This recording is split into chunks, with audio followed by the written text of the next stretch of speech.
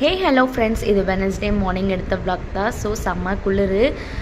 Morning எழுந்திரிச்சோடனே நாள் நைட்டே வந்து மாவு ஊற வச்சிட்டேன். இப்போலாம் வந்து நைட்டு ஊற வச்சு காலையில் அரைச்சாலே அன்னைக்கு நெக்ஸ்ட் டே என்னைக்கு காலையில் அரைக்கிறோமோ அன்றைக்கி நைட்டு ரொம்ப லேட்டாக தான் புளிக்குது. சம்டைம் அதுவோட புளிக்கிறது இல்லை, அந்தளவுக்கு ரொம்ப குளிராக இருக்குது. பழைய மாவு வேணால் மிக்ஸ் பண்ணி வச்சா கொஞ்சம் பொங்கி வருது. ஸோ அந்த மாதிரி தான் மாவு ஆட்டலான்னு சொல்லி மாப்பிள்ளை சம்பா அரிசியில் தான் வந்து மாவு ஊற போட்டு ஆட்டிகிட்டு இருந்தேன். சைட் பை சைட் வந்து பால் காய வச்சு அஸ்யூஷுவல் டீ வச்சு கொடுத்துட்டு இன்றைக்கி வெண்டைக்காய் குழம்பு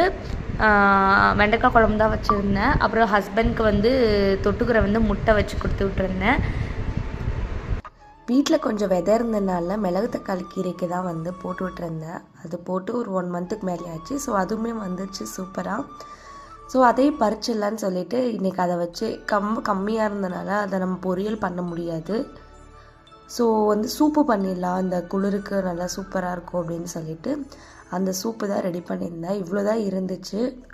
அண்ட் இதை கட் பண்ணிவிட்டு இதை வாஷ் பண்ணி சைட் பை சைடை வந்து மார்னிங் பிரேக்ஃபாஸ்ட்டும் ரெடி பண்ணிட்டேன். தேங்காய் சட்னி வச்சு நிலக்கடலில் போட்டு அதுக்கப்புறம் தோசை தான் பிளான் பண்ணியிருந்தேன். அந்த மீன் வாங்கிட்டு வந்திருந்தாங்க, அது இருந்துச்சு, அதையுமே ஃப்ரை பண்ணியாச்சு. சூப்புக்கு வந்து ஃபஸ்ட்டு ஒரு கைப்பிடி அளவுக்கு சின்ன வெங்காயம், மல்லி, சீரகம், அதுக்கப்புறம் வந்து மிளகு ஆட் பண்ணிக்கிட்டேன். அரை தக்காளி ஆட் பண்ணணும், அதில் நான் காமிக்கல. அதுக்கப்புறம் ஒரு கொஞ்சோன்னு மட்டும் கீரை எடுத்து ஆட் பண்ணி நல்லா அரைச்சி எடுத்துகிட்டு வந்தாச்சு. கொஞ்சம் எண்ணெய் விட்டு மீதி இருக்க கீரையை போட்டு நல்லா வதக்கிக்கிறணும். நல்லா வதக்கணும், அப்போ தான் வந்து கொஞ்சம் கசப்பெல்லாம் தெரியாமல் இருக்கும். ஏன்னா நான் பசங்களுக்கு கொடுத்தேன் அதனால். ஸோ தக்காளி ஆட் பண்ணி அரைச்சி இந்த மாதிரி ஊற்றிக்கிட்டேன். அரைச்சதை எவ்வளோ தண்ணி வேணும் அதுக்கேற்ற மாதிரி நம்ம தண்ணியை ஆட் பண்ணிக்கணும். நல்லா கொதித்து அந்த பச்சை வாடை போனதுக்கப்புறம் உப்பு ஆட் பண்ணிக்கோங்க.